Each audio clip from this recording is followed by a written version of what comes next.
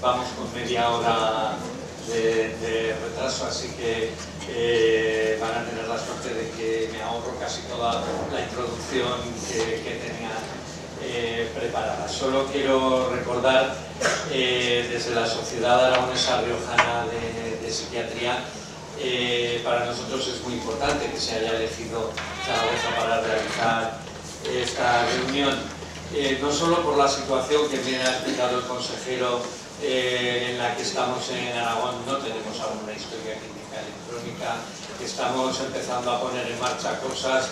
Mañana José Manuel Granada contará proyectos y situaciones en las que nos vamos a ver próximamente, sino porque además desde la sociedad, y particularmente yo soy de los que firmemente creemos que las TIC nos tienen que poner en otro lugar y en otra situación, a una comunidad autónoma en la que no solo los pocos medios que tenemos en TIC, sino también la dispersión geográfica, también la escasa densidad de población que tenemos y una pirámide de población claramente envejecida. La única manera de paliar esta brecha es gracias a las TIC. Tenía yo más cosas previstas para hacer de introducción, pero creo que los que mejor se van a introducir serán ellos mismos. Solo quiero que en esta mesa, que va a hablar del apoyo que pueden significar las TIC para el tratamiento de la depresión, recordemos que antes lo estábamos comentando. Si uno mira el informe de la Agencia para la Evaluación de las Tecnologías del año 2009 y ve el estado actual, se dará cuenta que mucho ha cambiado el panorama, que estamos en un punto en el que probablemente ni en el 2009 podríamos pensar. Sin embargo, si uno echa la vista atrás en cuanto a la depresión y a los tratamientos, Javier Olivera lo acaba de decir hace un momento, estamos parados, estamos estancados, no avanzamos, tenemos prácticamente lo mismo que teníamos en el 2009. A lo mejor los que nos dedicamos a la psiquiatría y a la salud mental en general nos tenemos que encender un chip y llegar y darnos cuenta que a lo mejor ese gran avance que esperamos en muchas áreas de salud mental tiene que venir por esta vía y por las TIC. Y por eso creo que es muy importante esta mesa. Es para mí un placer volver a tener a Fermín Mayoral al lado y tenerlo en Zaragoza. Fermín Mayoral es jefe de sección en Málaga de la unidad de hospitalización. Hemos participado en muchas historias, en muchos ámbitos, y últimamente está desarrollando su actividad investigadora en el área de las TIC en depresión. Él ha participado, y es lo que nos va a contar, en un estudio multicéntrico en el que se han incluido pacientes zaragozanos, también de otras regiones, y nos va a hablar de una aplicación web, Sonreír es divertido. A lo largo de la mesa hablaremos de aplicaciones web, de aplicaciones en móvil, de videoconferencias, de diversas de las aplicaciones. También es un placer para mí tener a Enrique Vaca. Enrique Vaca es profesor asociado de la Universidad de Columbia, es jefe de hospitalización de la Fundación Jiménez Díaz. Tiene un programa, y creo que es de lo que nos hablará, MeMind, con el que ya ha hecho publicaciones en revistas internacionales. No voy a seguir el orden de la presentación, ahora en el que luego hablarán. Es también un placer presentar a Rosa Baños. Yo creo que es el grupo de investigación en salud mental con más solera y que lleva arrancando desde hace muchos años cosas, desde aplicaciones de realidad virtual para agorafobia. A mí me ha parecido siempre el libro de Emma para trastorno de estrés postraumático, y nos hablará ahora de un proyecto transnacional europeo, ECOMPART, en el que se evalúa la efectividad de estas técnicas en diversos enclaves. Dejo para el final, no por nada, sino porque presentar en una mesa a alguien que ha sido residente nuestro es un placer. Bueno, esto no ha sido residente, pero también es un placer. y porque, bueno, dejamos a los de la tierra para el final. Si estábamos hablando antes de la dispersión geográfica que tenemos en Aragón, un buen ejemplo es el sector oriental de la provincia de Huesca. Bárbara Molés es la coordinadora de ese sector oriental, y tenemos que pensar que lo que nos van a presentar y las aplicaciones que han utilizado para el tratamiento de la depresión, bueno, pues es en un territorio de muchos kilómetros cuadrados, en el que abarcamos desde centros de salud como el de Castejón de Sos en la montaña, en el Pirineo, hasta Fraga en el sur, y eso lo hace un área, un sector de salud mental. Nos tiene que dar una pista de por dónde nos tenemos que mover, al menos en esta comunidad, con esa dispersión geográfica.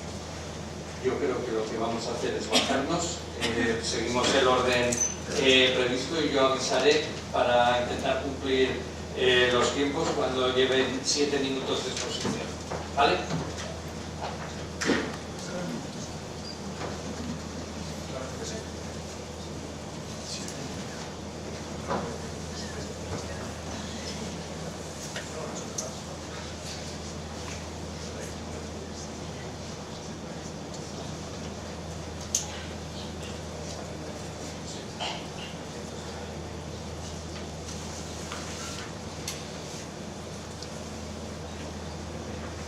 Bueno, yo sí me voy a poner el casco este.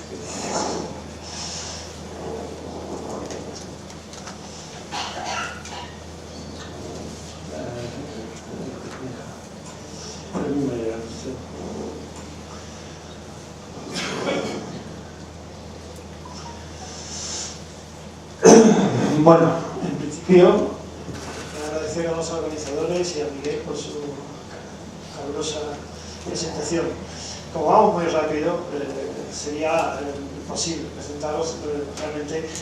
Básicamente, lo primero que quiero deciros es que voy a traer una aplicación que no es solo diseño, sino vamos a traer resultados. Es decir, y esto es fruto de 4 grupos de investigación a nivel de España, de Aragón, que desde el diseño hasta el análisis económico, que es lo último que se ha publicado, hemos puesto en evidencia cómo estas TICs pueden llegar, o sea, pueden sernos útiles y son aceptadas y son bien recibidas por los usuarios finales, que en este caso han sido los pacientes de atención primaria.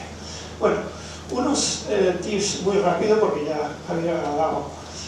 Decir que la depresión está en el top 5 para el 2020, que la prevalencia vida estamos en el 10% prácticamente, y en el 21% de cualquier persona que vaya a atención primaria, por la razón que sea. Si se le hace un screening y se le hace una entrevista estructurada, se le encuentra que puede ser que tenga una depresión. Desde el punto de vista laboral es importante, porque el 86% de estas personas que tienen depresión están en la vida activa laboral. Y la depresión fue la segunda causa de incapacidad laboral temporal el año 2013. Esto significa costes.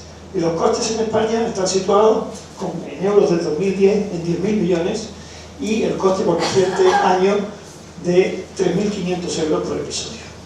Estamos en un sistema que está al borde de la sostenibilidad, un sistema público. Entonces tenemos que pensar en otras alternativas a lo que estamos haciendo, porque esto no lo podemos seguir pagando. Y no he dicho que, por ejemplo, que a pesar de todo lo que nos ha dicho el compañero, de que nuestras consultas están inundadas con depresivos, solo se diagnostica el 50%. Cuando se hace un estudio estructurado, que se está replicado en muchos sitios, solamente llegan a la consulta el 50% de las personas que presuntamente tienen una depresión o pueden ser diagnosticadas por depresión con criterios diagnósticos fiables, no simplemente con etiquetas. Bien, ¿qué se hace hoy día? Los tratamientos actuales están basados en antidepresivos, inhibidores de la selectividad de la recaptación de la serotonina, a pesar de que el 43% no responden o presentan una respuesta parcial. Y esto es más agudo, más acusado en los casos de depresión leve, moderada o trastornos adaptativos, donde incluso las guías de práctica clínica no recomiendan este tipo de tratamientos. Y, por otra parte, el análisis sobre qué esperan nuestros pacientes de nosotros, pues esperan tratamientos psicológicos, no esperan tratamiento. Efectivamente, todo el que va a primaria posiblemente tiene una alta probabilidad de salir con un antidepresivo prescrito, pero lo que esperaría sería un tratamiento psicológico. ¿Y cuál es el problema? ¿Dónde están? Las barreras fundamentalmente están en que, primero, son muy caros, estamos desbordados, las listas de espera no asumen, no tenemos, incluso si nos tocara el bueno loto, no tendríamos profesionales suficientes, entrenados y capacitados para tratar con técnicas validadas y con técnicas rigurosas a estos pacientes. Por tanto, se nos abre la oportunidad de las nuevas tecnologías, las TICs. Hay una amplia variedad, desde páginas de soporte a la decisión, páginas de autoayuda que vienen a sustituir a la biblioterapia clásica y otras y muchas alternativas en las TICs. La mayoría, eso sí, dominadas, están las estructuradas, me estoy refiriendo, pues son tratamientos estructurados hoy día basados en terapia cognitivo-conductual, no por moda, sino porque es la que tiene más evidencia. Pero ya hay aplicaciones con terapias psicológicas de última generación, mindfulness, aceptación y compromiso, etcétera, etcétera. Los tratamientos, hay una evidencia ya en los últimos 10 años de metaanálisis y de revisiones sistemáticas en que estos tratamientos psicológicos provistos por internet no son inferiores a los tratamientos cara a cara. Y volviendo a lo que decía al principio, nos abre la oportunidad de ser sostenibles. Primero, son accesibles en tiempo real, la persona evita una serie de barreras que están en los sistemas hoy día de acceso a los servicios y por último, son mucho más, por razones obvias, económicos. Este es Smile Frank, que usa en inglés porque se ha sacado una presentación. Este es horrible divertido. Proviene de un programa del grupo de Castellón-Valencia, Rosa García Baños, aquí presente, Cristina Botella. A lo largo de la colaboración de esta línea, que surgió en el 2010, o sea, son ya 7 años, encadenando proyectos y siguen todavía. Bueno, es otro más, hay muchos. Hay el iFight, The Praxis. Hoy día hay un catálogo de podemos decir, tratamientos psicológicos arreglados, ofrecidos por web y que están soportados con evidencia. Básicamente, pero la estructura es así. Módulos estructurados que la persona va realizando con ayuda o sin ayuda de terapeuta, como veremos ahora, y la persona va adquiriendo herramientas de tratamiento que más o menos va desarrollando por sí misma, con cierta ayuda, unas veces solo en la web y otras veces con un terapeuta. Bueno, pues lo que os decía, vamos muy rápido, perdón por la aceleración, pero es que resultados, que es a lo que vamos.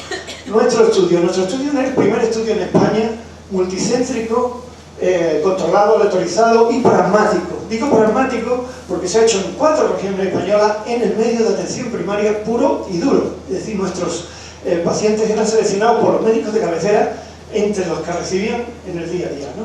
El objetivo principal pues, es evaluar la efectividad de este programa, el Sonreír es divertido, a través de web. Y el grupo comparador es tratamiento habitual, el que siguiera. Por tanto, los pacientes podían estar medicados con antidepresivos, obviamente.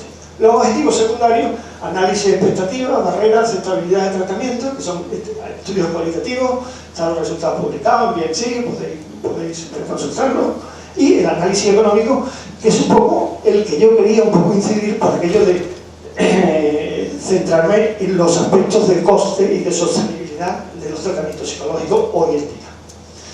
Bueno, estas son las medidas de resultados, o sea, las medidas de outcome que se han utilizado, el MINI como para hacer el screening y hacer el diagnóstico de los pacientes, el BEC como una escala de severidad de los síntomas depresivos, que era la medida principal, y bueno, otras medidas de calidad de vida, como estas que se ven. Reclutamiento, 4 unidades, 4 regiones, Andalucía, Aragón, Baleares y Valencia, en 300 pacientes, criterios de inclusión, básicamente los criterios de inclusión, una depresión leve, moderada, no grave, no depresión bipolar, no riesgo de suicidio grave, no adicción de primer término, etc. Bien, esos grupos eran aleatorizados de manera ciega a 3 grupos. Un grupo, Tau, mejorado, a todos los médicos de atención primaria que participaban en el estudio se les proporcionó una guía de atención a la depresión en atención primaria, con lo cual tenían información escrita. Otro grupo, terapia internet, SG es self-guided, o sea, seguida, sin ayuda externa, y LITG, Low Intensity Support, o sea, terapia ayudada con un terapeuta remoto a través de internet, pero limitado en el tiempo, solo unos contactos con él, para hacerlo sostenible, no tener un consejero, no tener un asesor, no tener un consejero. Resultados pueden publicar la publicación en el Medical Internal Research. Este es el flow del reclutamiento, los 300 pacientes, los 3 plazos de tratamiento, como pueden ver. Ha habido una buena retención, al final a los 12 meses está hecha la evaluación, a los 3 post-tratamiento, 6 meses y 12 meses, finalización del tratamiento. Ha habido una buena retención de evaluación, quiero decir, porque se ha conseguido menos del 30% de abandonos, de fallos en la evaluación al año. Y esto es difícil en un estudio prospectivo. Bueno, la evaluación basal, simplemente recordaros que no hay diferencia significativa entre los 3 grupos. Resultados de efectividad pedidos en PEC, veis desde la basal, resultados 3 meses, 6 meses, 12 meses, los resultados observados y ajustados por intención de tratar. Veis cómo en el grupo mejora, porque el grupo de tratamiento habitual tiene su antidepresivo. Vemos cómo tanto los 2 grupos de internet bajan 6 puntos ya con respecto a la basal, está claro que hay una diferencia ya significativa, pero si comparamos el siguiente cuadro, que es el grupo por pares, es decir, comparar el tratamiento habitual frente al tratamiento autoguiado, vemos que también hay unas diferencias significativas que se producen al año, y si los comparamos, el tratamiento habitual frente al tratamiento con terapeuta también mejora de una manera con tendencia casi significativa. Y si comparamos las 2 ramas de tratamiento por internet, guiada y no guiada, pues no hay diferencia significativa entre ellas. Con lo cual, quiero decir que el tratamiento resulta efectivo.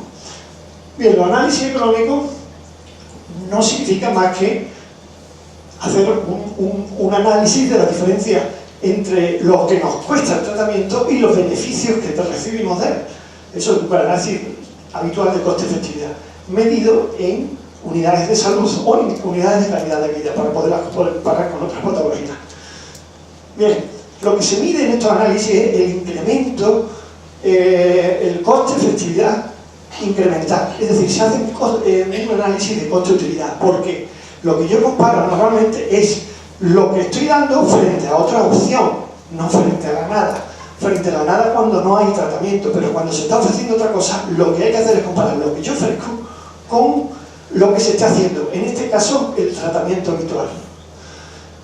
Normalmente suele salir más caro, y entonces las evaluaciones de tecnología sanitaria lo que dicen es decir, sí, podemos pagar un nuevo fármaco, pero siempre con un límite que se sitúa de una manera estandarizada a nivel europeo en 30.000 euros. Eso quiere decir que un tratamiento es eficiente si la relación de coste-efectividad resultante en comparación con lo habitual resulta inferior a 30.000 euros. Entonces diré que ese tratamiento es eficiente y por tanto me lo pensaré a la hora de introducirlo en mi organización.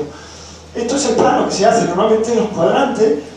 Los tratamientos en este eje ponemos menor coste, mayor coste, y aquí menor efectividad y mayor efectividad. Lo que nos interesa siempre sería lo bueno, bonito y barato, que salga aquí. Esto es raro, que algo nuevo, novedoso y encima nos salga efectivo y más barato, pues es difícil. Normalmente suelen salir aquí. Y entonces esta es la línea de los 30.000 euros. Si nosotros en otro resultado nos sitúan aquí, pues quiere decir que no lo podemos permitir. Si nos sitúan aquí, pues no lo podemos pensar. Bueno, ¿cuáles son nuestros resultados? Ilegibles, pero voy a dar algo más gráfico para que lo veáis. Esta es donde se ha publicado este resultado, en PLOS. Esto es la comparación por pares del tratamiento autoguiado frente al tratamiento habitual en datos observados, y este por intención de tratar. Sabéis que intención por tratar es metiendo en el análisis, en el modelo de análisis, aquellos casos perdidos en el seguimiento. Bien, En ambos vemos que hay una reducción del incremento, el coste de efectividad incremental, que es el que yo decía antes, que merece la pena entonces pensar en la instauración de estos tratamientos. Son cifras que no os quiero marear, pero aquí lo veis en el gráfico antes estos son un scatter plot, que se llaman estos análisis, en los cuales ponemos el plano que os decía de los 4 ejes. Aquí este es el tratamiento enfrentado al tratamiento habitual, que estaría aquí en el centro, comparador, y este es el tratamiento con ayuda en comparación con el tratamiento habitual. Como veis, todos estos puntitos, cada puntito de un tratamiento, están en el cuadrante que sale más efectivo y menos coste. Luego, claramente, no nos ha salido ni siquiera en el primer cuadrante. O sea, nos ha salido bueno, bonito y barato. Este es el resultado de los análisis económicos. Y si ahora hacemos un resultado, un mix de todos los, metiendo efectividad y económico, tenemos, fijaros, los puntos en el tratamiento habitual estaban en 22, 23 en el baseline. Pues bueno, al final, a los 12 meses, están en 15, o sea, una reducción casi de 6 puntos en el tratamiento habitual, sí, con antidepresivos prácticamente, frente a 11 puntos. Quiero decir que por debajo de 10, 11 puntos se puede decir que una depresión con el BEC está remitida.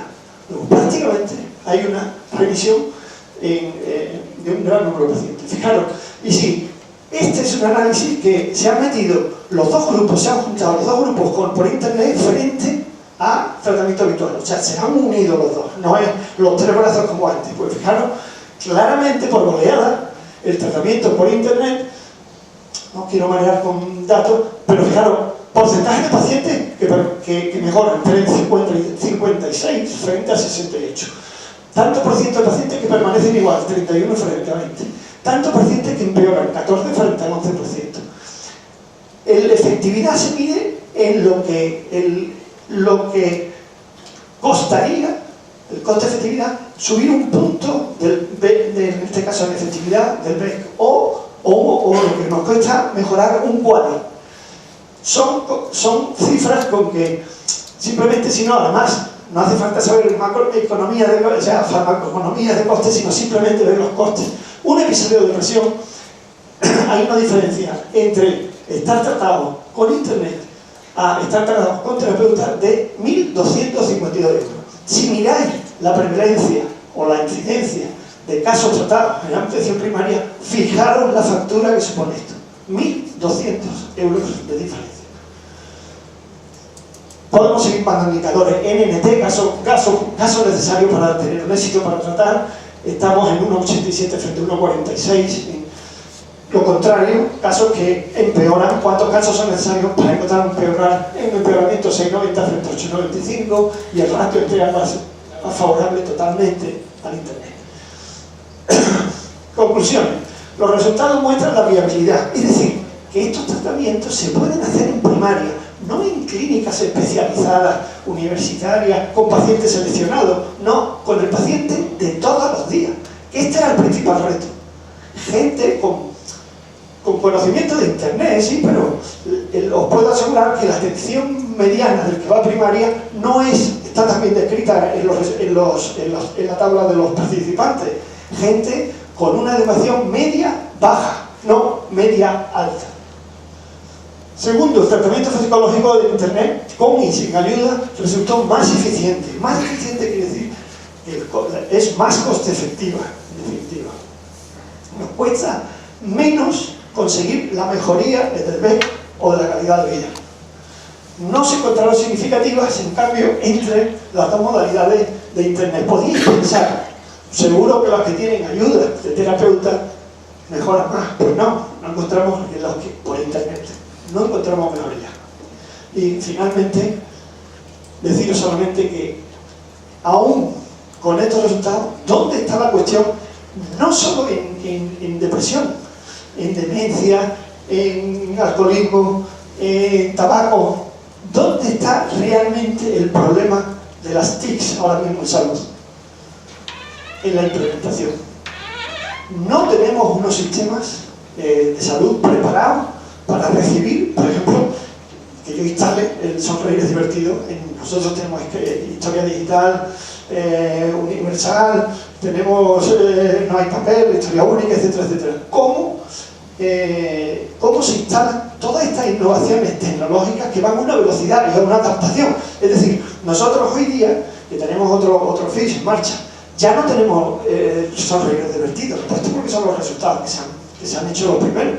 Ya vamos por otro programa que no tiene nada que ver con este, porque ahora no se está haciendo CBT, ahora se está haciendo mindfulness, terapia positiva, etcétera, etcétera.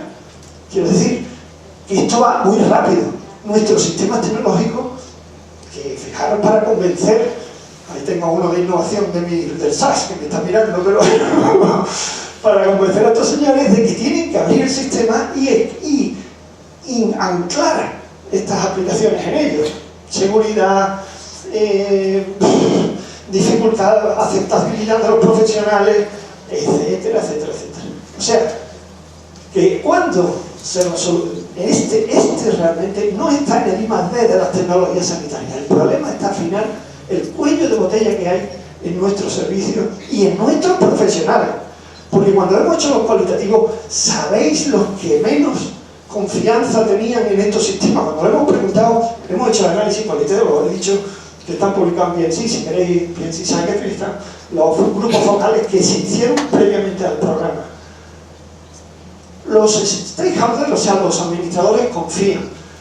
Los pacientes, encantados. Los que menos confían, los profesionales.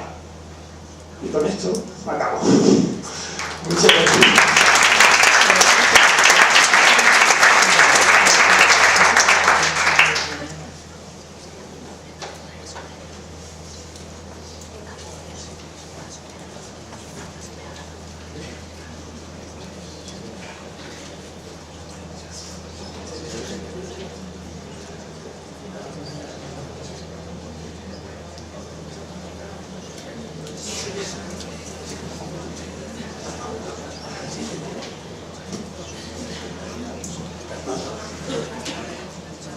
Decías, Javier, que esto con pelo era raro, sin pelo ya ni te digo.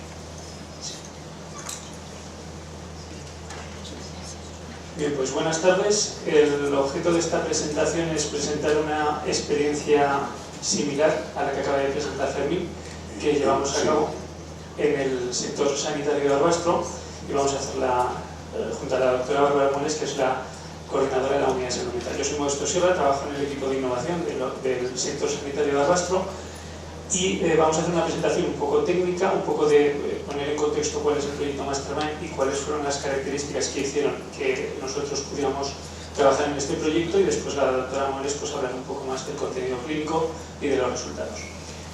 El proyecto Mastermind es un proyecto europeo en el cual hemos participado 23 socios de más de 15 países. Hemos implementado servicios para trabajar con adultos con depresión y apoyados en TICs. Entonces, un poco la idea son los mismos objetivos que comentaba Fermín, sobre todo es intentar hacer estos servicios más accesibles, velar por la sostenibilidad de los sistemas sanitarios, y en este caso se trataba de un proyecto de despliegue, en el cual se intentaba llegar al mayor número de pacientes posibles y evaluar el despliegue de estas herramientas en diferentes entornos a lo largo de toda Europa.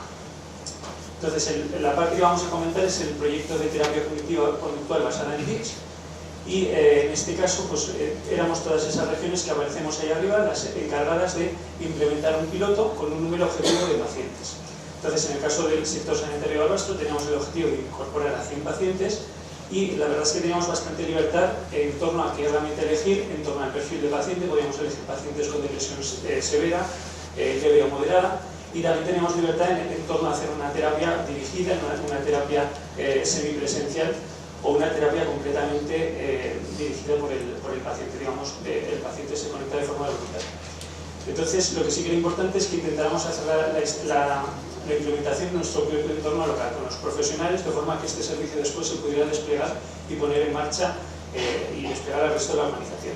La organización de las diferentes regiones, que estamos en los despliegues, que éramos 15, eran dos grupos de regiones. Unas regiones que, digamos, eran veteranas y que eran pioneras y que tenían despliegues con un mayor número de pacientes, y luego estaban las regiones más noveles o modestas, que lo que hacíamos era, teníamos un número menor de pacientes, digamos, aprendíamos de las lecciones de las regiones pioneras y tenemos unos pilotos bastante más simples en cuanto al número de pacientes y en cuanto a las pretensiones.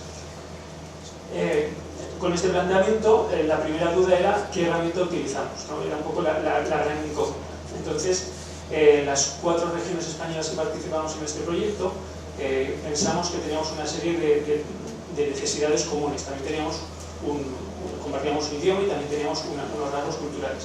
Entonces, gracias a la generosidad de las regiones de Galicia, de País Vasco y de Badalona, que ya tenían un trecho en este camino y que ya habían tropezado en algunas piedras, y gracias a sus conocimientos, pues bueno, de alguna forma todos llegamos a la conclusión de que era mejor trabajar de forma conjunta, y aunque cada uno hiciéramos nuestra propia implementación, sería muy bueno que todos compartiéramos al menos la misma herramienta y un protocolo común.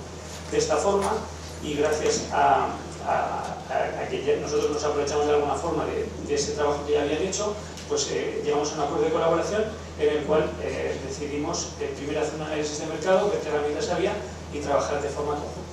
De este análisis de mercado que hicimos, vimos varias herramientas, algunas por su coste, otras por la dificultad de implementación, otras por la necesidad de traducirlas, nos ajustaron tal y como nosotros queríamos. Lo que sí que vimos es que cualquiera de las soluciones nos estaban pidiendo un precio por licencia que era bueno para poder conseguir los objetivos del proyecto, pero que ponía en peligro la sostenibilidad del proyecto más allá de lo que era la duración del propio piloto. Entonces, en aras de buscar sostenibilidad y poder desplegar el servicio luego, lo que se decidió era invertir un poco más de esfuerzo y no solamente adquirir una herramienta, sino desarrollar una, de forma que nos pudiera servir a todas las organizaciones para después incluso poder invitar a otras regiones para que pudieran participar de ello. De esta forma definimos un plan de trabajo en el cual, después de decidir que íbamos a desarrollar o adaptar ciertos contenidos, se creó un equipo multidisciplinar e interregional entre las 4 regiones que creó, revisó y validó contenidos. De forma que tuvimos como resultado esa herramienta que se llama Supera tu depresión. Trabajamos de forma conjunta y a partir de contenidos previos, experiencias como Carimi, Fiestar, y también gracias al gran trabajo de muchos profesionales de Galicia. Se recopiló y diseñó material clínico y se diseñaron y se grabaron materiales multimedia. Se grabaron una serie de vídeos y se recogieron también una serie de presentaciones que vamos a compartir los 4 sites.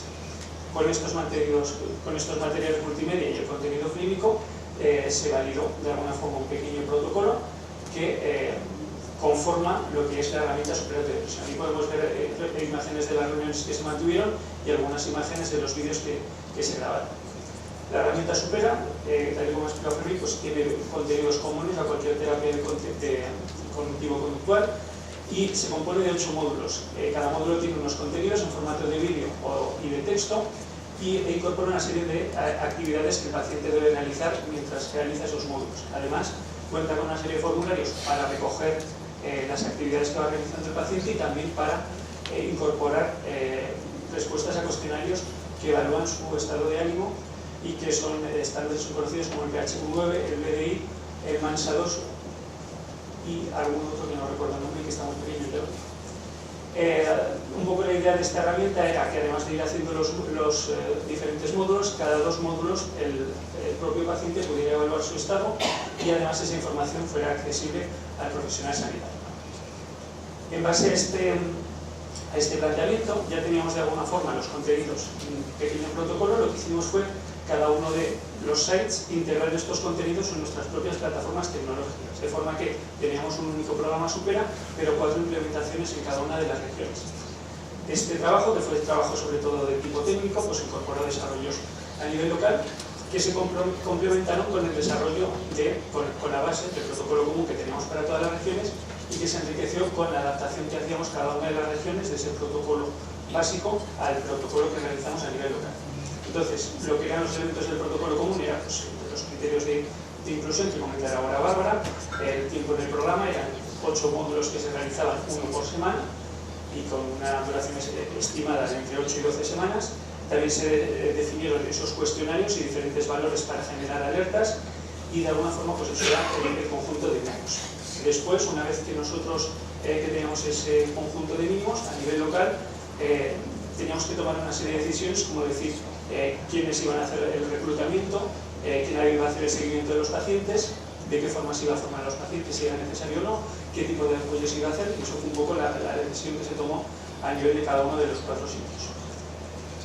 La implementación local del programa, no sé si se ve muy bien, pero básicamente fue coger esos vídeos y esos cuestionarios e integrarlos en una plataforma de software libre, un gestor de contenidos llamado Drupal, que adaptamos para poder integrar estos contenidos multimedia y para que incorporara los cuestionarios y los formularios específicos que habíamos diseñado.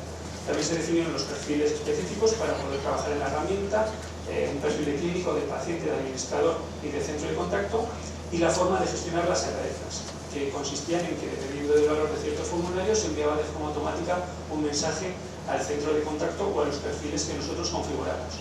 Además, se generaron una serie de materiales de ayuda y esta herramienta pues, es un poco el resultado del trabajo, sobre todo técnico. Y allí ya entramos a hablar un poco más de la metodología y de la parte clínica. Bueno, pues esta introducción que ha hecho Modesto viene a decir que llega esta propuesta que los profesionales de la salud mental recibimos con una emoción contenida. Primero porque tenemos, como decía, muchísimos pacientes, tenemos muy poco tiempo y tenemos muchas ganas de tener nuevos proyectos y utilizar las TICs, sobre todo en algo como la depresión, ¿verdad? Que ya se ha visto reflejado aquí la importancia que tiene, pero la escasez de tiempo para dedicar a cada paciente hizo que al principio estuviésemos un poco escépticos, ¿no? En cuanto al tiempo y a la dedicación. Como bien ha dicho el doctor Mayoral, y con los datos que han presentado muy contundentes, los números de coste y de eficacia, la terapia cognitiva conductual, el apoyo de las TICs es algo que tenemos claro todos. Se puso una fecha de iniciar reclutamiento en octubre del 2015 y aún seguimos reclutando pacientes.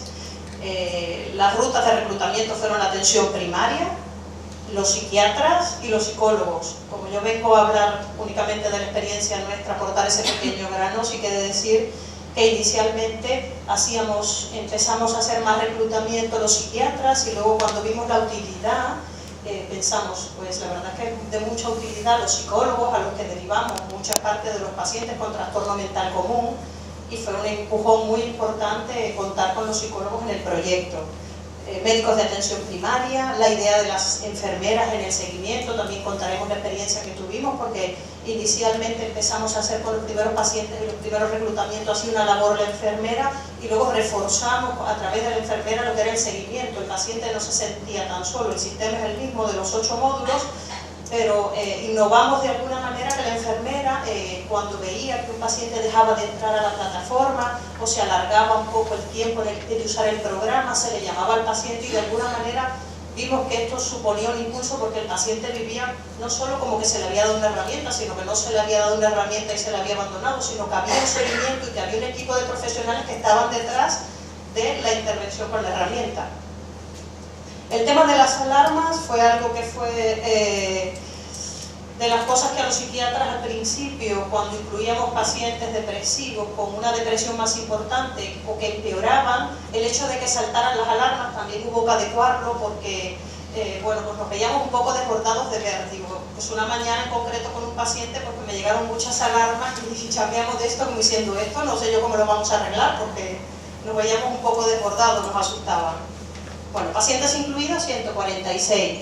Vamos a hablar de la metodología, fue un protocolo local flexible para adaptarse a los resultados y a las necesidades de pacientes y profesionales con unos criterios de inclusión, 18 años, depresión, manejo mínimo de móvil o de ordenador y algún soporte, exclusión, comorbilidades, ideas de autolesión, que fue por las que en algún caso se disparaban las alarmas en algún paciente que cogimos con un criterio de depresión ya moderado grave. Vamos a poner un pequeño vídeo de 2 minutos. Lo primero fueron un cuestionario de evaluación que usábamos el PHQ-9. Pondremos un pequeño vídeo que dura solo 2 minutos, pero que yo creo que refleja muy bien todos los pasos. Bueno, el PHQ nuevo, si vamos adelantando, que es una subescala para evaluar no solo el grado de depresión, sino también nos servía para evaluar el seguimiento de cómo iba el paciente. Sí.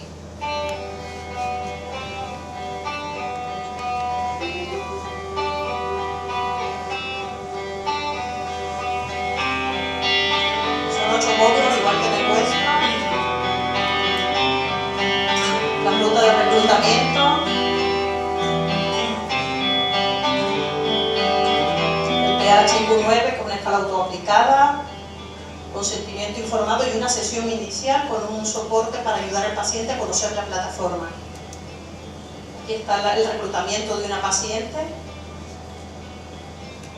Una vez que se pasa el PHQ9 y cumple criterios de depresión leve o moderada, severa, se incluye el paciente y se le explica un poco el acceso a la plataforma. Todo esto inicialmente lo hacía el profesional y llevaba mucho tiempo. Luego conseguimos mejorarlo y ya nos ayudaba otra profesional, una enfermera del hospital, a hacer esa consulta inicial en la que veían la plataforma y se sentían más cómodos con el programa.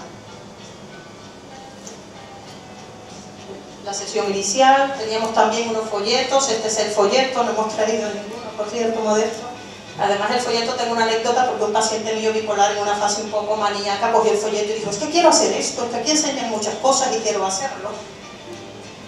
Luego el seguimiento, y un paciente en casa con la herramienta. Y entonces, si tomamos esto de que la enfermera les llamara también, o si saltan alarmas, también enfermería les llama y el paciente, o se adelanta una cita, el paciente se siente más acompañado en el proceso. Ahí se puede ver el registro de la evolución del paciente y la evaluación final. Bueno, aquí estamos el equipo en las reuniones que hacíamos. Esa es la enfermera Dioni, que es una enfermera que venía a hacer el apoyo inicial de la primera consulta del paciente con la plataforma, el primer contacto con la plataforma. Sí, lo quitamos para no perder más tiempo y hablamos un poquito de los datos que hemos obtenido. Como decía Martínez Roy, somos una de las regiones que yo creo que cumplíamos muchos criterios para hacer el uso de un programa como este. Algunos datos demográficos iniciales del reclutamiento, ahí se ven pues el psiquiatra, el médico de cabecera y se puede ver claramente la mayoría del psicólogo. La distribución por sexos, mayores mujeres que hombres, la distribución por edad. Aquí también nos llevamos sorpresas porque veíamos que se lo ofrecíamos a personas mayores de 60 años y la verdad es que se veía mucho compromiso y que terminaban los 8 módulos. Los síntomas al inicio, leve, moderado, severo, que predominan los de moderado y desde luego el impulso que dio el hecho de derivar el trastorno mental común y de que fueran incluidos pacientes desde la psicóloga. La distribución por niveles de estudio, pues el 40% secundarios, eso. Algunos datos, 133 firman consentimiento informado, un 52% llegan hasta la sesión 2, un 48% llegan hasta la sesión 4, un 33% completa hasta la sesión 8, un 8,27% no presenta síntomas en el último control. Por tanto, 41,35% de los pacientes han llegado al módulo 8 o han superado el 50% del programa y no presentan síntomas en el último control. Aquí gráficas de las evaluaciones, datos de la evolución con el PHQ, con los criterios de depresión y vemos debajo en sesión 0, sesión 2, sesión 4, cómo se produce una mejoría en las escalas de salud mental y de calidad de vida y cómo se mejora en la depresión. Los pacientes que llegan al módulo 6, que hay una mejoría, y los que llegan al módulo 8, que se aprecia también mejoría. Perfiles de pacientes en la sesión 8 versus el perfil inicial. Pues aquí vemos el perfil del reclutador inicialmente, aquí vemos la mayoría que fueron por psicólogo y al final, bueno, teníamos el caso de un paciente, pero que fue algo anecdótico. Los síntomas iniciales también, podemos hacer una comparativa entre leve, moderado y severo. Y la edad cronológica, lo que decíamos, que llamaba la atención los pacientes, sobre todo la mayoría de pacientes que estaban incluidas en una franja de edad adulto, pero luego los pacientes mayores de 65 años también tuvieron un gran compromiso. Pacientes menores de 25, peores indicadores de seguimiento, que era lo que nos llamaba un poco la atención. Datos ligeramente superiores para pacientes con síntomas leves, lo que indica que también la herramienta es muy útil en pacientes que cumplen criterios de depresión moderada leve. Conclusiones: la sostenibilidad del servicio, ya lo decía el doctor Mayoral, pues una herramienta de soporte para tratamiento de la depresión, tanto en las unidades de salud mental como claramente en la atención primaria, desde donde se derivan la mayoría de los pacientes con trastorno mental común, que cumplen muchos de ellos criterios de depresión leve y moderada. El seguimiento por parte de enfermería, esa transferencia de tareas y de trabajo en equipo que fue de gran utilidad y que realmente abarata también costes y lo hace más sostenible. El ajuste en la frecuencia objetiva, subjetiva por información actualizada de pacientes y soporte adicional, la satisfacción de los usuarios. Realmente empezamos un poco escépticos y un poco contenidos, pero los profesionales a lo largo del proceso ganamos mucha confianza y fluidez con el proyecto y todos terminamos realmente encantados de tener esta herramienta y poderla usar. Los pacientes perciben además que se les ofrece algo más en la consulta que un antidepresivo y que una atención cada 3 meses, que se les ofrece un soporte adicional y algo con lo que pueden ir trabajando en casa y además de alguna manera tener una actitud más activa frente al proceso de su enfermedad. La efectividad, reducción de síntomas en pacientes que completan más del 50% del tratamiento, evidentemente, pues, conforme más responsabilidad de cara a su recuperación, pues también se aprecia más mejoría de los síntomas. Algunas lecciones aprendidas en cuanto a la adherencia, pues que la formación inicial a pacientes incrementa la adherencia, igual que el hecho de que la enfermera llamara por teléfono si saltaban alarmas o si el paciente deja de entrar a la plataforma. Vimos que los periodos vacacionales tienen un impacto negativo en la adherencia, que el edad no es una barrera. En la implementación, el protocolo debe ser flexible para tratar asuntos ya específicos, como falta de adherencia, detección de riesgos potenciales, que hay que liberar un poco de la burocracia que tenemos los facultativos con programas como este, que se necesita un soporte técnico además, que la implementación de estas herramientas no tiene un coste cero, que era una de las cosas que decía el doctor Mayoral, que porque no se ponían en marcha entonces. La calidad del servicio, los profesionales y los pacientes perciben que hay una calidad en el servicio, que las herramientas le proporcionan información actualizada, adicional y relevante, que además el empleo de las TICs en la terapia cognitivo-conductual ayuda a ajustar la frecuentación de forma objetiva, pero que hay que tener cuidado con la autorreferencialidad de algunos pacientes. Nos pasó con algún paciente paranoide, y bueno, son herramientas que requieren de un compromiso también, lo que decían, de activo por parte del paciente, de cumplir los módulos, de progresar y de recuperar la salud. Muchas gracias.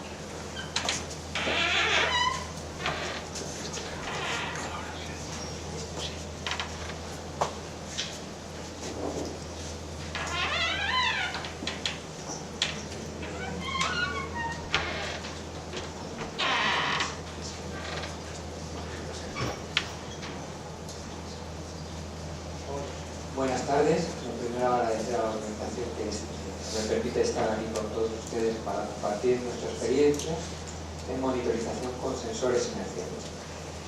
Como responsable del Servicio de Psiquiatría de la Fundación Jiménez Díaz, yo coordino 4 hospitales: el Hospital de Villalba, el Hospital Rey Juan Carlos de Móstoles y el Hospital Infanta Elena de Valdemoro.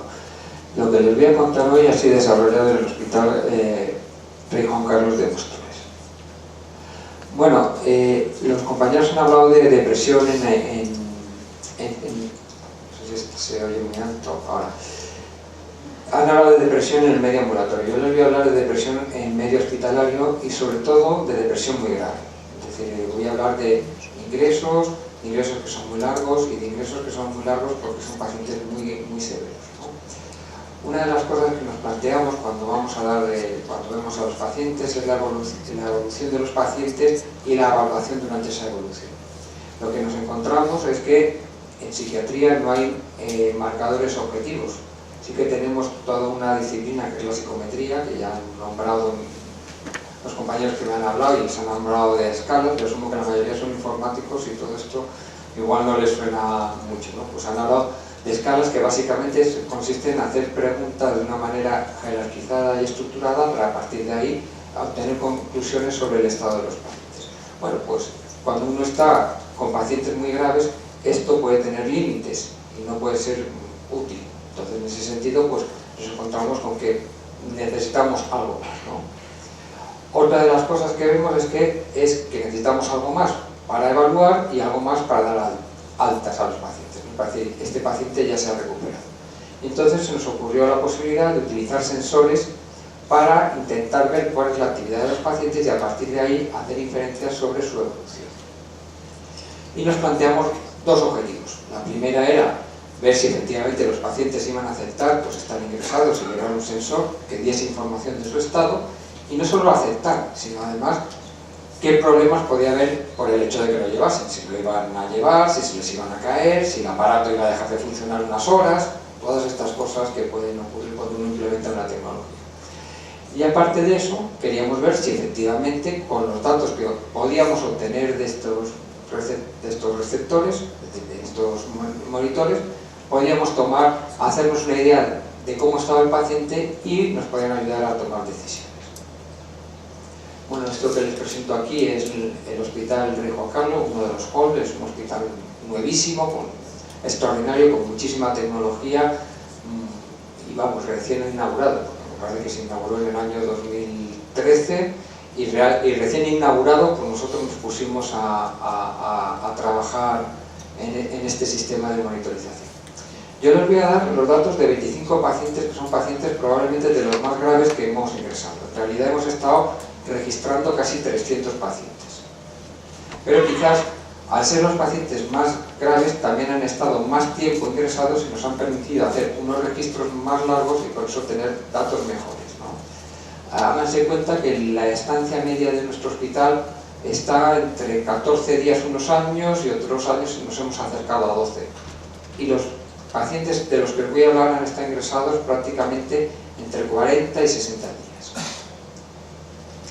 Otra de las cosas que hicimos, bueno, este es el sensor, es un sensor que es un sensor experimental, no es un sensor comercial, es un sensor que básicamente lo que permite es que uno adapte todo lo que necesite. Es decir, pues necesito un giróscopo, le pongo un giróscopo, necesito también un acelerómetro, le pongo un acelerómetro, que necesito un emisor wifi, pues le pongo un emisor wifi, que no, que me interesa más otro tipo de emisor o me interesa una memoria que grabe los datos, uno se lo puede configurar, ¿no?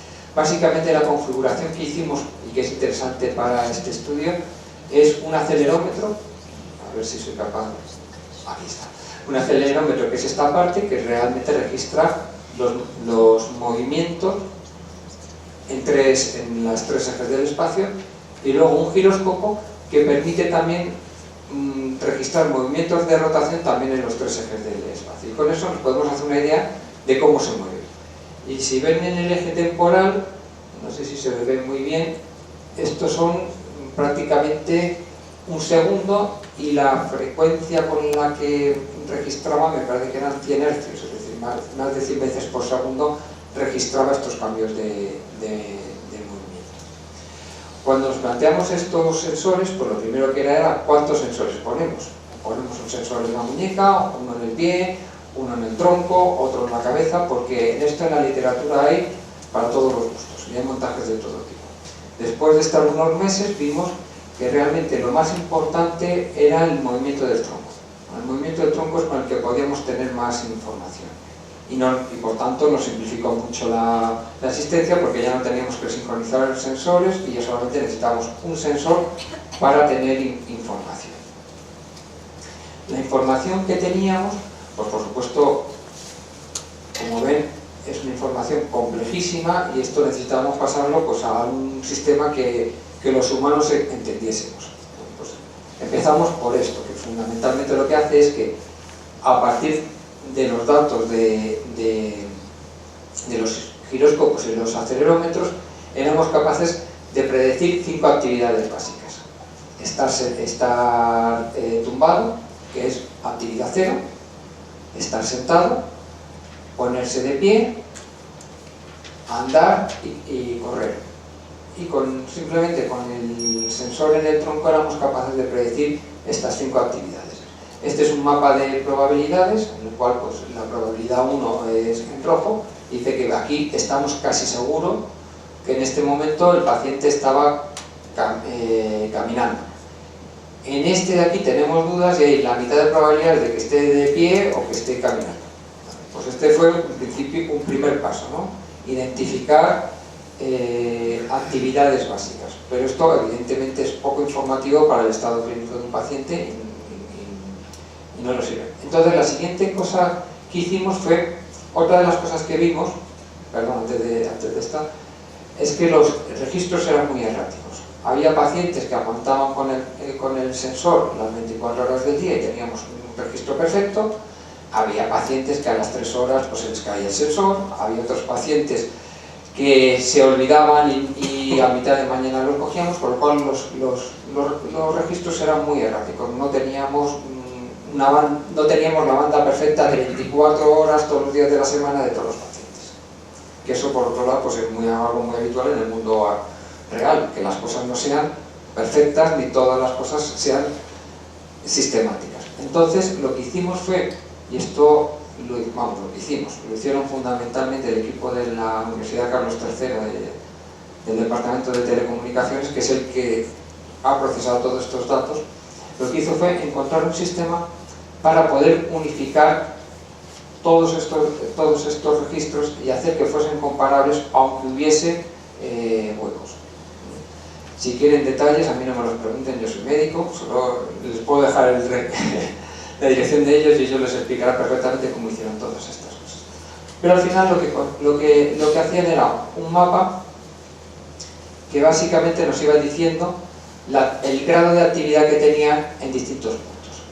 Con estos mapas consiguieron, y por medio de estadística bayesiana, encontrar una regresión que era una regresión común, que es esta línea verde que les planto. Y esta línea, intuitivamente, lo que significa es que a lo largo del ingreso, estos son lógicamente días normalizados, no suponen, y esto supone actividad registrada a lo largo de 120 minutos. Pues encontraron una línea que resume todos estos puntos, que son los datos de los pacientes, todas estas líneas en discontinuo, que son las líneas de regresión de cada paciente, pues todas estas sumadas suponían esto. ¿Y qué es lo que significa esto? Que básicamente a lo largo del ingreso, según va mejorando el paciente, la actividad aumenta. Algo que todos los clínicos sabemos. Si tenemos un paciente deprimido, pues sabemos que, y tan deprimido como para estar en un hospital, pues sabemos que al principio está prácticamente postrado, que prácticamente no interacciona con los demás compañeros y que según va mejorando, pues se va levantando, va siendo capaz de comer por sus medios, de interaccionar, incluso de hablar y pedir ciertas cosas, ¿no? Es decir, que hasta ahora lo único que hace es reflejar lo que los clínicos vemos. Lo que vimos también es que 120 minutos de registro en condiciones de libertad, es decir, cuando los pacientes no tenían que hacer ninguna actividad reglada, no era suficientemente informativo. Y lo que nos llamó mucho la atención es que lo único que necesitamos realmente eran 30 minutos. Utilizando 30 minutos del espacio que los pacientes tienen que tienen entre actividades regladas, ese es el momento de máxima información. Cuando me refiero a actividades regladas, ¿qué significa? El paciente se levanta, se acompaña para que se asee, para que desayune, después tiene unas horas de terapia, después come y después tiene ese rato que decimos sin actividad programada. Pues de ese rato de 2 horas, lo más interesante son solamente 30 minutos. Con estos 30 minutos podemos construir el modelo que les voy a enseñar ahora. Este es un modelo en el cual vemos un paciente estandarizado y aquí un paciente real. Perdón, al revés. Este es el paciente estandarizado y este es el paciente real. estos son los días de ingreso y este es el alta. Entonces, simplemente viendo la actividad que desarrolla el paciente a lo largo de esos 30 minutos somos capaces de ver cuál es su evolución. La siguiente parte que nos planteamos es, bueno, ¿y lo puedo hacer con un paciente que no sepamos de antemano cómo va? Entonces, los ingenieros lo que plantearon es lo siguiente. Tenemos un pool de 25 pacientes, con ellos hemos descrito un modelo de regresión, entonces lo que hacemos es, cogemos el siguiente paciente y vemos a qué pacientes se parece. Eso es lo que se ve en este primero. Es decir, con 2 días que registremos el paciente, con 2 espacios de media hora que registremos de este paciente, podemos saber a qué paciente se parece, a cuál de los otros 25 se parece.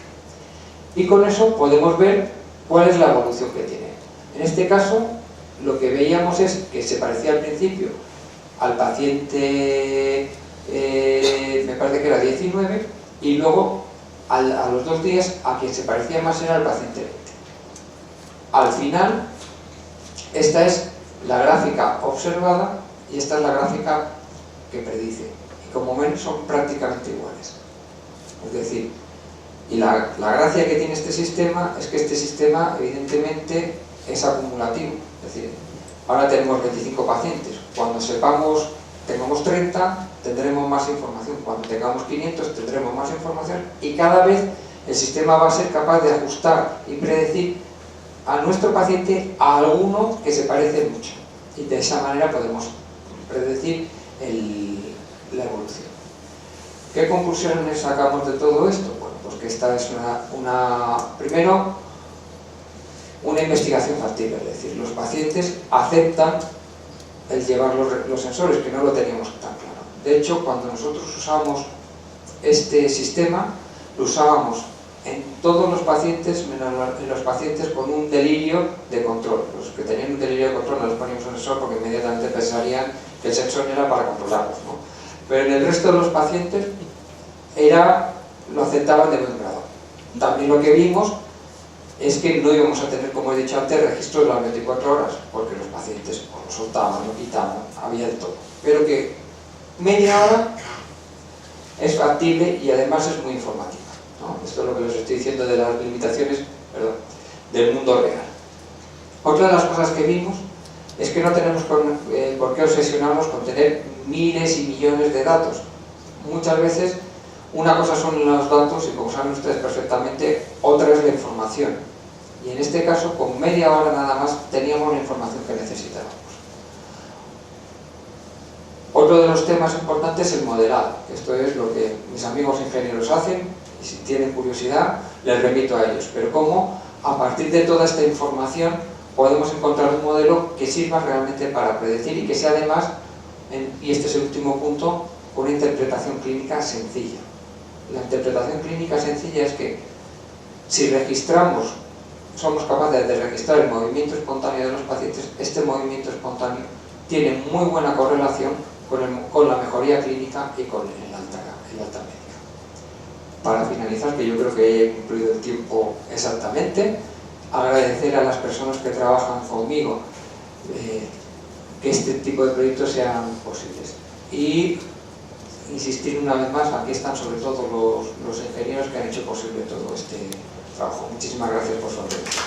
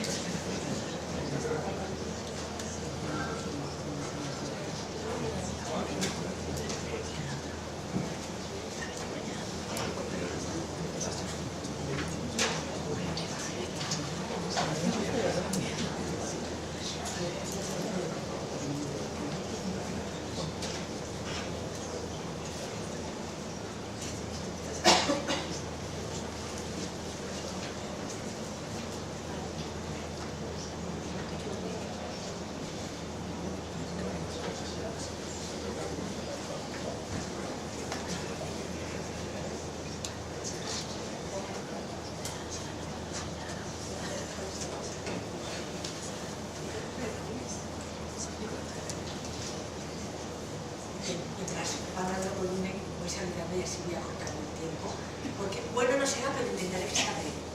Por eso lo he dicho, porque la hora ya vamos con bastante retraso, todavía queda otra mesa que tenemos que intentar, sobre todo además porque lo tengo muy fácil, para ser la última persona que habla de la mesa, y después de toda la información que han dado mis predecesores, pues realmente no querer repetirme, por eso creo que se me sacaré mucha de la información que pensaba daros. Yo, el propósito de hoy, de esta charla, o de esta mini charla, es presentaros un proyecto europeo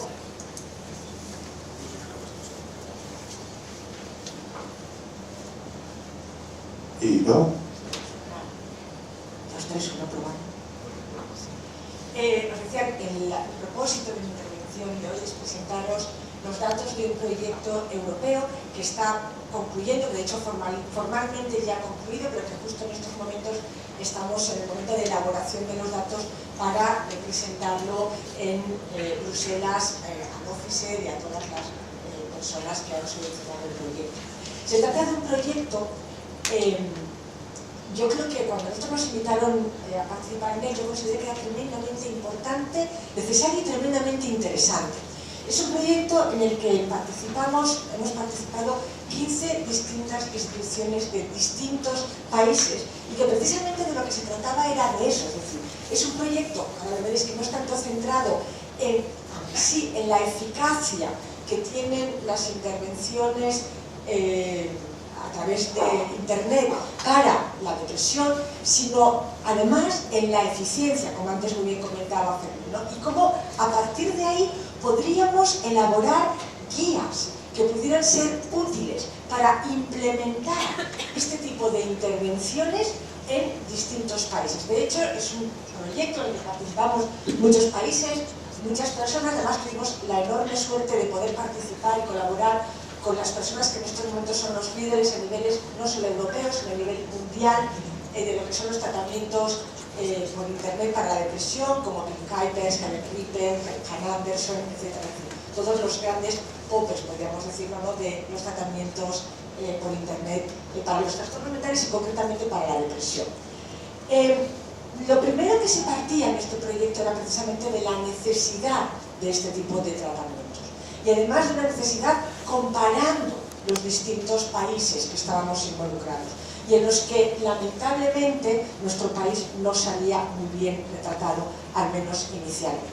Antes se ha hablado durante toda la tarde, ¿no?, de la importancia que tiene la salud mental, del el mordisco tan importante que se lleva del presupuesto de salud, de todos los efectos que tiene y muy concretamente además de la depresión. Cuando además todo eso lo ponemos en cifras de cuál es lo que invierte cada uno de los países en salud mental, resulta que nos vemos que estamos tremendamente poco favorecidos, estamos realmente los últimos por la cola. En cuanto a psiquiatras por habitante, en cuanto a psicólogos clínicos, eso es especialmente llamativo además, ¿no?, porque en la gran mayoría de los países europeos hay más ratio de psicólogos que de psiquiatras, y justo nosotros tenemos todo lo contrario, es decir, menos ratio de psicólogos clínicos que de psiquiatras, y en general del gasto que se hace en este tipo de problemas, ¿no? Con lo cual, si en el resto de Europa hay una voz impresionante exigiendo una mayor inversión y mayores recursos, y cómo las tecnologías podrían venir a ayudarnos en este problema, desde luego en nuestro país es impepinable y indudable la necesidad que tenemos de ello. Por eso además, en Compare, cuando nos centramos en qué tipo de tratamientos, antes lo comentaba, ¿no?, en estos momentos ya hay metaanálisis, hay hasta revistas específicas solo para este tipo de trabajos, ¿no? Y realmente la evidencia es abrumadora en cuanto a la eficacia, no solamente para la depresión, sino también para otros muchísimos problemas de salud mental. Pero uno de los datos que también parece que se plantea con evidencia, con mayor evidencia, es que dentro de estos tratamientos hay unos que, digamos que tienen una preferencia a niveles de evidencia, que es lo que en inglés se llaman los blended. Bueno, disculpadme, por favor, que tengo todas las diapositivas en inglés, porque las he cogido de la última presentación que hemos hecho la semana pasada, precisamente, del proyecto, y entonces no he podido tener tiempo a traducirlo al castellano. Decía que es un concepto, en inglés se llama el blended treatment, son como tratamientos mezclados, de los cuales se superpone tratamiento online, tratamiento autoaplicado, con el tratamiento face to face, con el tratamiento cara a cara.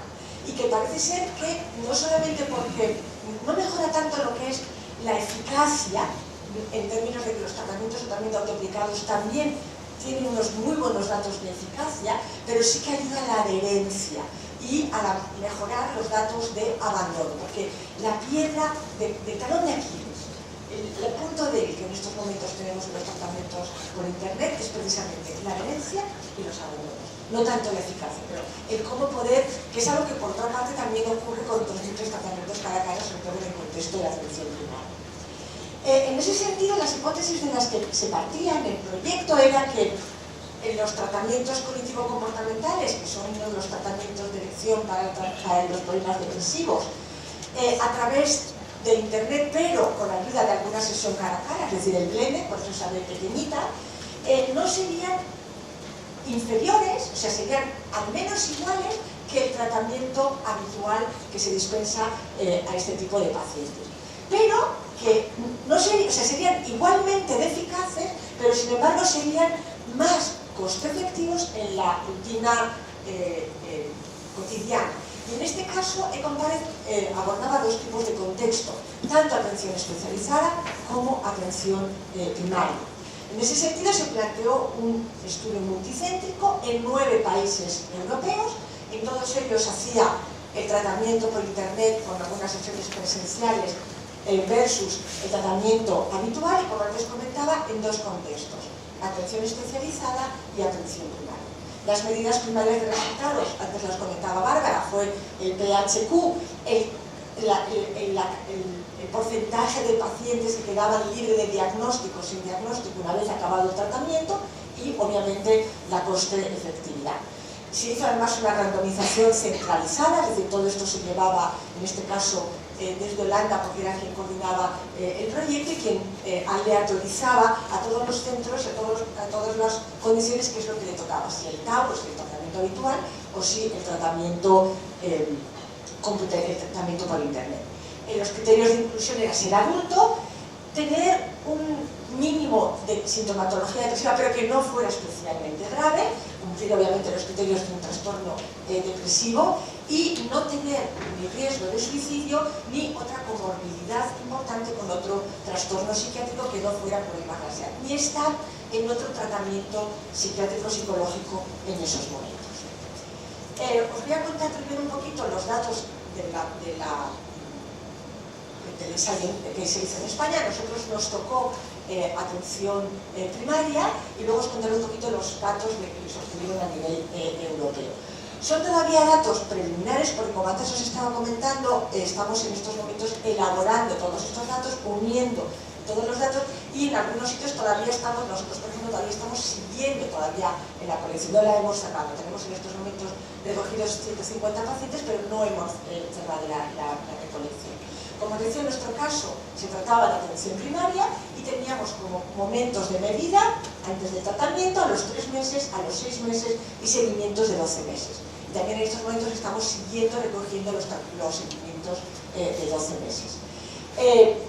Como antes decía, teníamos el tratamiento habitual. El tratamiento habitual era lo que se diera, no como antes comentaba Fermín que hacíamos en el otro quiz, que era un tratamiento habitual un poquito mejorado, sino lo que se diera en el centro al que acudiera el paciente, que la gran mayoría de los casos a los contrarios, porque teníamos 2 centros recolectores, era distinto. Además, por otro lado, en el tratamiento por internet combinábamos el programa, os contaré un poquito de Sonreír es divertido. Sonreír es divertido es un programa que nosotros desarrollamos en el año 2009 en el ámbito de otro proyecto europeo, y lo que se hacía en este proyecto de Ecompared es que cada país utilizaba el programa que tenía disponible. En este caso, nosotros en castellano y español teníamos el programa disponible que nosotros mismos habíamos desarrollado, otros utilizaron Deprexis, Mastermind, cada uno el programa que podía tener más disponible en su país. Y en este caso nosotros utilizábamos 3 sesiones presenciales. También en cada país eso era distinto, diferente, porque una de las cosas que se penalizaba al principio del proyecto era precisamente las enormes diferencias que hay en estos momentos en la asistencia a pacientes con depresión en los distintos países. Nosotros marcamos 3 sesiones presenciales nada más, al principio, al medio y al final, que eran sesiones que solamente tenían como objetivo, la primera era motivar y explicar a los pacientes un poquito la lógica del programa. A mitad del programa revisábamos pues, los avances que se había hecho y se planteaba un poquito cómo iba el paciente, y al final del programa, donde se revisaba todo lo conseguido y se planteaba las prevenciones de recaída. El Sonreír es divertido, ya lo comentó antes Fermín, es un programa de terapia cognitivo-comportamental que incluye también aspectos muy focalizados en no solamente en bajar el afecto negativo, sino en subir el afecto positivo. Es decir, también tiene unos módulos muy especiales en todo lo que es promoción del bienestar e intentar dar a las personas herramientas, no solamente para que ese problema no se cronifique, sino para hacerlos más resilientes y más resistentes, y darles herramientas para poder afrontar en el futuro problemas parecidos. En ese sentido tiene, como decía, no solamente un módulo de motivación para el cambio, de comprensión de los problemas emocionales o de activación comportamental, que son módulos más clásicos dentro de los módulos cognitivo-comportamentales, o como también el de la flexibilidad cognitiva, sino el aprender a disfrutar, el aprender a vivir, el vivir y aprender, donde se pone un énfasis mayor también en fomentar emociones positivas, en fomentar fortalezas y en vivir de acuerdo con valores. Los criterios de inclusión y de exclusión, antes los comentaba, también era importante obviamente que los pacientes pudieran tener acceso a Internet en su casa. Como os decía, estos son el flujo de pacientes. Como os decía, tuvimos 2 áreas de centros recolectores, un área en Valencia, en lo que era el área de la Ribera, donde lo usual de estos pacientes en tratamiento habitual era que los viera el médico de atención primaria, que la gran mayoría de las veces eran visitas cuando el médico lo estipulaba, que podían durar alrededor de unos 10 minutos. El otro centro recolector que tuvimos fue en Zamora, y ahí sí que el tratamiento habitual era un psicólogo clínico que pautaba unas sesiones semanales de unos 40-45 minutos, alrededor entre unos 6 y 8 sesiones cara a cara. También estamos analizando las diferencias que hay entre estos 2 casos. En general, hay un porcentaje mayor de mujeres, de alrededor de 40 años, con un nivel educativo medio y bajo. Esto también nos diferenciaba del resto de los países europeos, donde normalmente sus pacientes tenían un nivel educativo más elevado. Los resultados, muy positivos. No encontramos diferencias, os voy a enseñar solamente las medidas principales, ni en el PHQ, que es la medida de depresión, ni en otra medida de depresión, que es el QI-DSR, que tampoco es una medida muy clara ya para la evaluación de depresión. Encontramos en los 2 disminución después del tratamiento, y esa disminución seguía mejorando a nivel de seguimiento. Pero no solamente eso. A nosotros no solamente nos ha importado siempre la eficacia, sino también el nivel de aceptación y de aceptabilidad y de satisfacción que tienen los pacientes con el tratamiento. Y encontramos que los pacientes tenían unos valores muy elevados de satisfacción, incluso igual que con el TAO, unas expectativas también de que ese tratamiento les iba a servir y que les iba a ser de utilidad, y luego también evaluábamos la usabilidad de la propia plataforma y los niveles de usabilidad, de la facilidad de uso. Estamos hablando, insisto, de personas que la gran mayoría de ellas no tenían ningún tipo de familiaridad con las tecnologías, y que la gran mayoría de ellas tenían un nivel educativo medio bajo, y sin embargo no encontramos ningún problema a la hora del manejo del programa. Es decir, además, como antes comentaba Fermín, muchas veces hay una creencia nacional por parte de los profesionales de no lo van a saber hacer, y los pacientes lo saben hacer perfectamente, y se manejan mucho mejor que los profesionales que se van a manejar. Total, en conclusión, es decir, creemos que el tratamiento planteaba, los tratamientos por Internet, plantea una eficacia igual que el tratamiento habitual, con una gran credibilidad y expectativas, y como decía, en estos momentos estamos concluyendo todavía aumentando el reclutamiento de pacientes. Creemos que a partir de aquí se pueden desarrollar estrategias basadas en la evidencia para solamente basadas en la teoría, sino también basadas en la evidencia, para diseñar este tipo de intervenciones, para testear este tipo de intervenciones, pero como antes han comentado mis compañeros, algo que es muy importante, para implementar este tipo de intervenciones, que ese es el paso, pues el siguiente paso, que es el que teníamos que estar empezando a hacer ahora, que no sea solamente estudios pilotos, estudios en determinados centros, sino empezar a ver cómo realmente llevar eso a todos los centros y en primera línea. Además, intentando escalar todos estos datos no solamente a nivel de determinadas zonas de nuestro país, incluso en nuestro país, sino a nivel europeo. Esos datos a nivel español coinciden bastante con los datos a nivel europeo, donde hay de momento recogidos más de 800 pacientes, con un perfil también de mujer y de mediana edad, pero cuyo nivel educativo, como os decía, es un poquito más elevado que el nuestro en cuanto a personas que atienden tanto atención primaria como atención especializada. En cualquier caso, los datos, cuando se unen los de todos los países, son muy satisfactorios, en el sentido de que no hay diferencia entre el procedimiento por internet del procedimiento habitual. Hay pequeñas diferencias entre países, porque también hay muchas diferencias en cuál es el TAU en los países, y también hay muchas diferencias en cómo se ha implementado cada uno de estos programas en los países, es decir, el tipo de terapia cada que se hacía, la cantidad de tiempo, etc. Pero en cualquier caso, en todos ellos fue al menos tan eficaz como el tratamiento habitual. Incluso a los 3 y a los 6 meses había más eficaz el tratamiento por internet que el tratamiento habitual, porque los datos que tenemos de momento al año parece que vuelve a no haber diferencia, y como os decía también incluso a nivel europeo, todo lo que son los datos de satisfacción, de expectativas, de credibilidad y de usabilidad de las distintas plataformas son tremendamente aceptables. Bueno, este es la primer gran ensayo a nivel europeo que utiliza este tipo de acercamiento, sobre todo lo que es el acercamiento blended, mezclar con algunas sesiones cara a cara, y bueno, pensamos que realmente puede ser de tremenda utilidad, ¿no? Porque a partir de ahora lo que queremos es precisamente eso, es decir, cómo a partir de todas estas experiencias se hizo también análisis de costo-efectividad, se hicieron todos los análisis, los mandábamos y se trataría terminando de analizar desde Francia, etcétera, pero cómo todos los resultados de los distintos países podrán hacer que se generen guías específicas desde Bruselas que se puedan expandir a todo el nivel europeo y que nos puedan ayudar en esto que es la implementación de este tipo de proyectos. El proyecto además ha sido tremendamente productivo a niveles de publicaciones y bueno, si lo recuperáis seguramente encontraréis mucha información, porque se hicieron, además de los datos de eficacia y de costo-efectividad, datos sobre encuestas a los stakeholders, encuestas a los pacientes, encuestas a los profesionales, tanto médicos, psiquiatras como psicólogos, etcétera, y que yo creo que en estos momentos tendremos todavía como 2 o 3 años más para poder terminar de explotar todos los datos. Os prometí ser breve, lo he intentado y la quedo a vuestra disposición para cualquier pregunta que tengáis.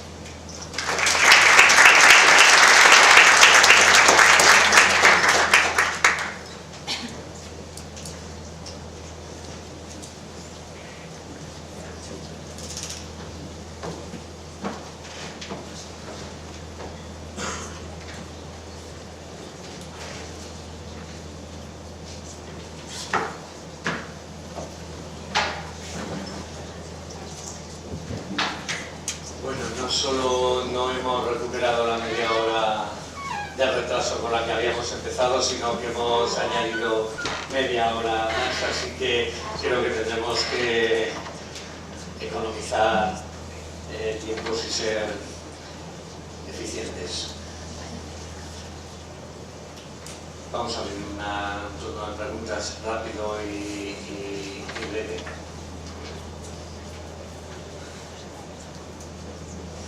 No tan breve. Bueno, si no, yo... Vale.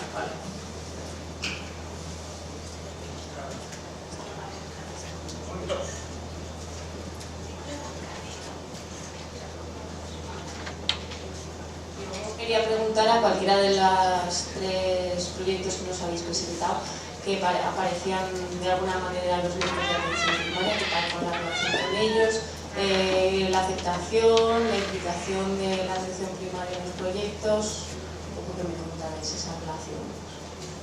Yo te puedo contar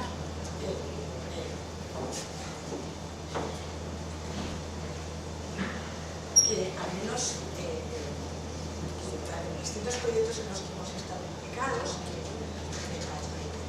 los físicos, de la edad, de la Campayo, en este proyecto de Compare que trabajamos también con ha sido fantástica. No solamente eso, sino que, tengo que decir eso siendo yo psicóloga, a veces mejor y con menos recelo que lo aceptaban los psicólogos públicos cuando nos íbamos a los ámbitos de especialización. Que no solamente la aceptación, sino que lo entendían muy fácilmente, y no solamente es que lo entendían, sino que están deseosos de tener este tipo de herramientas. Lo ven de una tremendísima utilidad. Entonces, cuando están desbordados, cuando realmente tienen muy poquito recursos, este tipo de recursos lo valoran de una manera impresionante. Cosa que hay veces, y cuando se va a la mucha especializada, nos encontramos con muchos más recelos, ¿no? Que por el tema de generar relaciones de empatía, de racionalidad terapéutica, etcétera, etcétera. Entonces, el profesional especializada suele tener, al menos en nuestra experiencia, mucho más recelos contra este tipo de herramientas que lo tiene en la educación especial. No, ya no sé si vosotros. Sí, bueno, nosotros en el sector de Barbastro también. Parecido, una experiencia muy parecida, y además nosotros hicimos reuniones también para conocerle por el tema de que tenemos en nuestro sector de mucha dispersión geográfica. Hicimos reuniones con los médicos de atención primaria, pues nos vimos, hablamos un poco, hicimos una cuenta junto, así un poco de ideas de ver las experiencias de cada uno, y la verdad es que resultaba muy llamativo que se vieran con confianza de aplicar la herramienta y de hacer la acogida de los pacientes. Y nosotros, yo creo que hay que reconocerlo, quizás los psiquiatras fuimos los que inicialmente no pusimos resistencias porque nos parecía de utilidad, y estamos deseando también entrar en proyectos de este tipo, y se lo agradecemos siempre al Departamento de Innovación, pero como tenemos tan poco tiempo nos parecía que iba a requerir mucha dedicación, y finalmente lo que os decía, médicos de atención primaria, psicólogos sobre todo, fueron los que tuvieron la mayoría de participación y que hicieron un mayor reclutamiento de pacientes. O sea que trabajamos un poco en equipo. Y también quería destacar la función de enfermería, que fue fenomenal. Es decir, el acceso a la plataforma a través de una enfermera que hace ese primer contacto con el paciente y se lo presenta de una manera muy fluida, que lo ve con confianza de poder usar la herramienta, fue fundamental. Y luego esa llamada de seguimiento, si bajaba un poco el uso de la plataforma, también muy bien. Sí, nuestro trabajo aquí, nuestros reclutadores eran primario, ¿no? Entonces, hay también otra cosa, otra ventaja que se está viendo en los sistemas de salud también, ¿no? Como, por ejemplo, no sé, nuestra área, nosotros estamos teniendo una demora media de primera consulta ahora mismo entre 17 y 22 días, en el rango un poco de primera consulta. Entonces, estos pacientes que les toca esperar un mes, si tienen acceso a algo ya, pues pueden empezar a trabajar algunos aspectos básicos con estos módulos, pues pueden hacer una parte, o pueden hacer incluso el programa de ahora es mucho más intuitivo, no va tan secuenciado, primero los pensamientos, después los hábitos, después sensorios, no. Ahora el paciente navega por el programa un poco a sus necesidades. Entonces se ha visto como esto puede ser una herramienta que cuando incluso en países donde se le oferta, como Holanda por ejemplo, una psicoterapia arreglada, con un terapeuta cara a cara, pero que también tiene que esperar por varios meses a lo mejor, ¿no? Cuando esos pacientes les toca el turno, muchas veces o no necesitan ya la terapia o la tienen mucho más reducida, con lo cual quiero decir, el aspecto de dosis-efecto es muy importante de esta terapia, que es que consiguen a lo mejor una demanda que estaba externalizada a un profesional, que la propia persona con sus propios recursos consigue superar el problema. Muchas gracias. Sí, buenas tardes. Felicitarles por las presentaciones que han realizado sus proyectos y que demuestran que hay muchas cosas todavía por demostrar y hacerlo de una manera formal. Una primera pregunta es para el doctor Mayoral. Lo tienen publicado ya en ejemplos, bueno, el estudio económico. Sí. Pero si puede ser breve, ¿qué componentes de la intervención sobre Internet seleccionaron para valorar el coste de la intervención? Bueno, el coste, sabes que los análisis económicos se pueden hacer desde el punto de vista del pagador o desde el punto de vista societario. Desde el punto de vista del pagador son costes directos, desde el punto de vista societario pues haces costes directos e indirectos, es decir, bajas médicas, etcétera, etcétera, costes si hay algo del cuidador también metido y tal. Nosotros hemos utilizado de forma reglada el CSRI, que es un instrumento que medía todos los contactos del paciente con el servicio sanitario y además toda la prescripción farmacológica en los estándares por miligramos de fármaco, que son unas tablas, y después los costes por profesional. Es decir, estandarizábamos todos los contactos con los servicios sanitarios en todos los niveles, hospitalización, consulta y primaria y especializada, y con consumo farmacéutico y bajas médicas. O sea, que es un análisis económico desde el punto de vista societal, no es solo directo.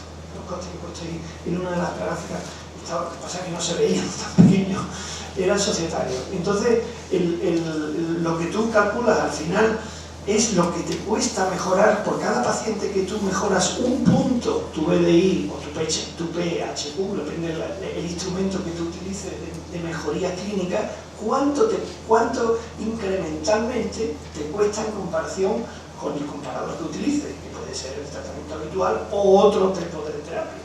Entonces, ese es el estándar que normalmente se hace en los estudios económicos y realmente ha sido potente los datos porque son de 12 meses, no es... aquí una de las cosas de los tratamientos es que cualquier psicoterapia, no, pero las terapias suelen ser efectivas cuando se hacen, es decir, post-terapia cuando se acaba, prácticamente, hay muchos estudios sobre eso, comparar distintos psicoterapias y poca especificidad en el sentido de los tamaños de efecto o la sensibilidad